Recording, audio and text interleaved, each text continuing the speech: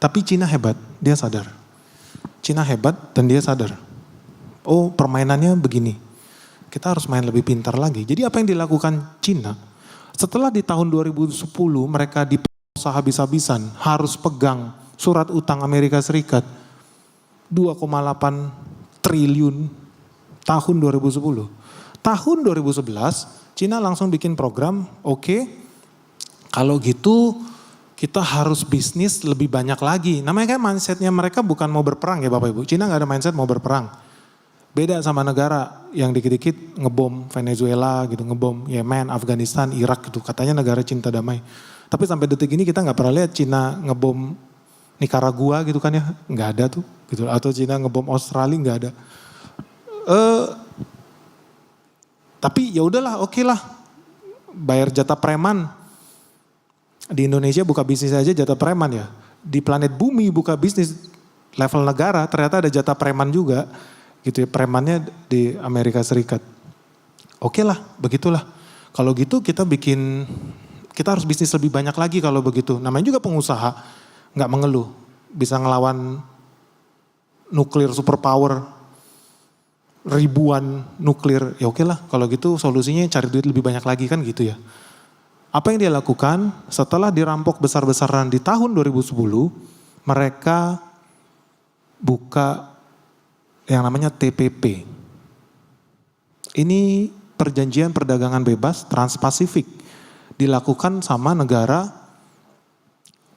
negara-negara di Korea Selatan, Jepang, dan China. Jadi China tahun 2011 setelah dirampok besar-besaran di tahun 2010, mereka mau bikin aliansi dagang baru, berbisnis dengan Jepang, bersahabat dengan Korea. Karena dia pengen ekspansi bisnis. Tapi satu hal yang menyakitkan Bapak Ibu. Tahun 2008 mereka ditodong, mereka ngasih duit triliunan dolar, bukan rupiah, dolar ke Amerika Serikat tahun 2008. Amerika selamat, tadinya udah kelelep, mau mati, selamat. Begitu dia selamat, Presiden Amerika Serikat tahun 2010, karena udah selamat nih. Oke, kita selamat. Kayaknya Cina goblok nih, bisa ditipu nih. Di interview, dia pergi ke Australia. Sama media di Australia. Kayaknya dia di sini pikun. Di interview ini, Obama selip lidah Bapak Ibu. Dia bilang apa? Ditanya nih tentang situasi di Cina. Kalau lebih dari 1 miliar penduduk China memiliki kualitas hidup, rumah yang bagus, punya mobil, bisa makan 3 kali sehari, nikmat hidupnya. Seperti orang Australia, seperti orang Amerika. Maka all of us, kita semua bakal kesulitan. Maka planet bumi ini tidak bisa menampung mereka. Gila, sampai bawa-bawa planet bumi Bapak Bu. Cuma permasalahan begini, dia sampai bilang bahwa kalau Cina sampai jadi negara maju, kalau Cina jadi kaya raya, kalau Cina jadi negara yang sejahtera, planet bumi ini nggak bisa terima mereka. Kita, negara-negara barat, bakal kesulitan. Ngeri nggak? Jadi memang betul kalau memang ada pejabat di Indonesia yang bilang bahwa negara maju itu tidak ada yang mau melihat negara berkembang menjadi negara maju. Itu betul Bapak Ibu. 1000%. Karena kita semua bukan manusia. Kita semua dianggap sebagai budak. Kita nggak ada dianggap sebagai manusia buat mereka. Even Cina aja dianggapnya bukan sebagai manusia, nggak berhak bisa hidup normal, nggak berhak bisa sejahtera. Itu realita, itu mentalitas negara maju, negara barat. Itu fakta, sedih, memang sedih. Jadi pikir 2 kali ya, di sini ada yang udah borong dolar belum? Orang kalau borong dolar menurut gua rugi, ruginya 2 kali bahkan. Karena gini, Bapak Ibu kan bilangnya gini, dolar nanti 17.000 terus naik lagi ke 20.000, dari 17.000 ke 20.000 gue bisa untung 3.000 perak, berarti gue untung 20% lebih cuan gue gitu. Merasa kayak wah cuannya gede banget gitu pegang dolar. Padahal di Amerika sendiri pola pikirnya juga sama. Waduh gue rugi, gue pegang dolar, dolarnya melemah terus. Tahu nggak Bapak Ibu, melemahnya terhadap apa? Terhadap logam mulia, emas, perak. Jadi Bapak Ibu ketika pegang duit itu, Bapak Ibu sedang joinan menikmati keresahan jutaan warga Amerika sendiri. Jadi ruginya dua kali, rugi mata uang sebetulnya, rugi mata uang, terus rugi nilai uang. Tapi dari sudut pandang rupiah seolah-olah cuan nih. Padahal enggak. Dari sudut pandang emas, dolar itu terus melemah. Ya jelas aja. Dulu 1 troy ounce itu cuma $2.000. Hari ini $5.000, 1 troy ounce emas. Artinya dolar sendiri melemah Bapak Ibu. Tinggal masalah perspektif. Jadi dolar sendiri melemah. Kok bisa? Nah, ini menarik. Ini menarik. Ketika Cina mau bikin perjanjian Trans-Pasifik di tahun 2011, Obama malah bikin interview yang sebaliknya. Obama ketika Amerika Serikat sudah lolos dari subprime mortgage crash, dari krisis moneter terbesar sepanjang sejarah Amerika Serikat, bukannya berterima kasih sama Cina, malah tadi ngata-ngatain Cina, mereka nggak berhak maju, mereka nggak berhak sejahtera.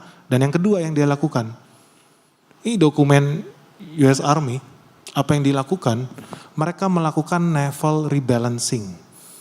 Kalau teman-teman di dunia investasi, Bapak Ibu pasti tahu kita juga melakukan rebalancing ya terhadap aset kita. Oh rebalancing nih, dulu sektor yang berhubungan dengan komoditis, sekarang ke logistik, logistik.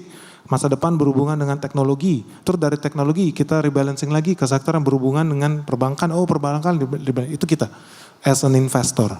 Tapi ternyata sebagai militer juga melakukan rebalancing di tahun yang sama. Setelah merampok Cina besar-besaran, apa yang dilakukan? Tahun 2011 Amerika Serikat melakukan rebalancing. Kapal-kapal perang, kapal-kapal induk, kapal selam, kapal nuklir langsung dikirim ke Pasifik. Docking di Australia dan Singapura. Konteksnya apa? Konteksnya China. Bukan melindungi Singapura, bukan melindungi Australia. Kenapa tiba-tiba sekitar 60% Angkatan Laut Amerika Serikat dipindahin dari yang urgent threat Iran. Ingat ada 3 jenis threat, power threat, urgent threat, sama yang terakhir political threat, Partai Komunis Cina. Apa yang dilakukan? Angkatan lautnya besar-besaran pindah ke laut Cina. Dan sejak saat itulah Bapak Ibu mulai kedengaran propaganda Laut Cina Selatan lah, sengketa inilah, sengketa itulah di Laut Cina Selatan. Satu paket nih, bayangin ya, negaranya mau kolaps, ditolongin Cina, tiba-tiba ngirim angkatan laut besar-besaran ke China. Buat ngepung China, tentu konteksnya. Jadi ngeri, gara-gara apa? Gara-gara Cina mau bikin perjanjian dagang, TPP, Trans-Pasifik. Sama siapa? Sama Korea, sama Jepang. Amerika nggak suka. Tapi kita lihat konyolnya si Cina juga ya, walaupun udah dikirimin kapal induk. Nah ini namanya juga orang sakit hati ya. Udah ngasih duit sama preman tetap digangguin. Dan gangguinnya juga nggak main-main. Kenapa? Karena ya sejak saat itu yang namanya terorisme, bajak laut, prahara di Laut Cina Selatan mendadak jadi banyak di Laut Cina Selatan. Termasuk gempa-gempa bumi, badai, angin topan gitu. Mendadak langsung jadi banyak, langsung jadi rame di situ. Dan sayangnya juga ya, mungkin Cina juga udah lihat itu, mereka nggak aware bahwa sebegitunya mereka dianggap sebagai musuh yang membahayakan Amerika Serikat. Dan orang mungkin nganggap kayak nggak penting. Kayak Benix ngapain bahas EU cepat, ngapain bahas Davos, ngapain bahas trade war. Nah, teman-teman nih, Cina itu cuma pengen berdagang sama Korea, sama Jepang. Korea sama Jepang. Bukan ngomongin Taiwan loh, cuma mau pengen berdagang sama Korea sama Jepang, dan itu bikin bete Amerika Serikat. Ya nanti tambah kaya raya nih negara China nih. Jadi apa yang dilakukan? Ingat ya, 2008 mereka kolaps. Minta tolong sama Cina. Menteri keuangannya berangkat minta duit.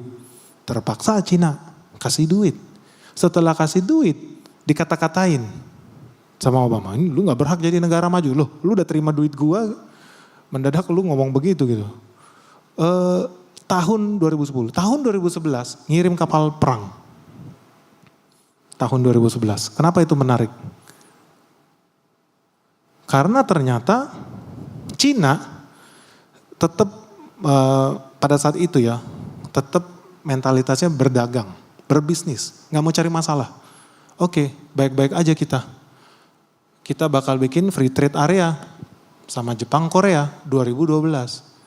Para bos-bosnya, pemimpin Cina, pemimpin Jepang, South Korea, udah setuju. Kita bakal bikin ya perjanjian dagang biar kita sama kaya bareng-bareng. Cina nih. Saat itu masih agak polos bro.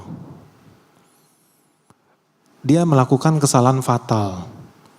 Karena begitu dia tanda tangan perjanjian perdagangan dengan Jepang dan Korea Selatan, apa yang terjadi? Tahun 2012, perjanjian perdagangan bulan Mei 2012, September 2012 itu adalah hari peringatan anti sedunia, programnya WHO. 10 September 2012. Di hari yang sama, Menteri Keuangan Jepang, ngeri ya, di hari peringatan anti dunia, Menteri Keuangan Jepang malah, wah seru nih Bapak Ibu.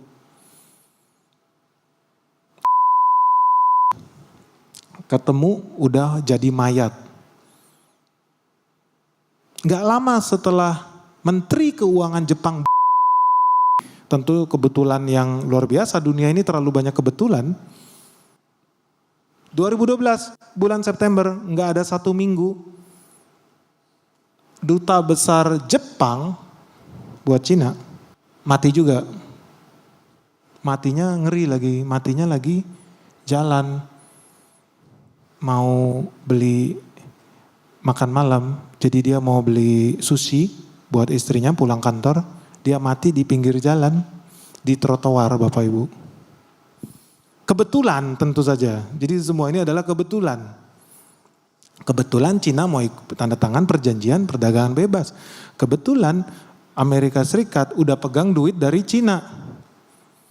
Semua kebetulan lagi banyak tentara dia juga di situ. Jadi ketika kita melihat konteks perdagangan bebas, konteks ekonomi, konteks investasi, makin kesini jadi saya makin ngeh nih. Oh ini maksudnya obrolan kita 20 tahun, 15 tahun yang lalu itu. Oh ini gitu loh. Oh ini bisnis melindungi uang palsu guys. Ini cuma bisnis uang palsu aja. Jadi makin menarik. Kenapa bisa jadi seperti itu? Kenapa situasi kita sekarang sedemikian kelam Asia? Kenapa Venezuela sampai dijajah? Kenapa next Iran juga dijajah? Ternyata ya ada hubungannya dengan peristiwa 100 tahun yang lalu. Karena dulu negara barat bisa memperkosa orang Asia gratisan, free, dapat bunga lagi. Sekarang jadi makin susah.